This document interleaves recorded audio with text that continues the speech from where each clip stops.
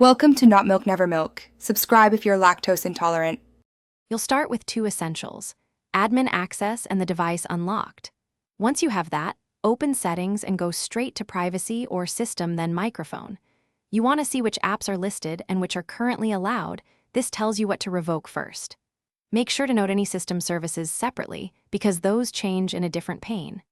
Begin by focusing on the highest risk apps, then move to system-level controls so you don't miss hidden permissions. Now you'll remove microphone access step by step. In the app list, toggle off permission for each app you don't trust.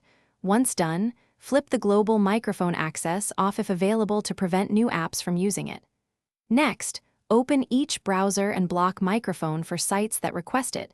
Make sure to clear saved site permissions too. If an app still appears active, open Device Manager and disable the microphone device to stop all software. Finish by rebooting the device so system services respect new settings. Once it restarts, verify the microphone is blocked by opening a permissions checker or a simple voice recorder app. If it cannot record, you're done.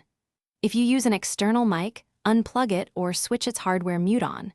For built-ins, a physical cover or tape works as a final safeguard. If access persists, check for background security or corporate management apps that might re-enable permissions and remove or reconfigure them. Thanks for watching. If this was helpful, leave a like and consider subscribing. See you next time.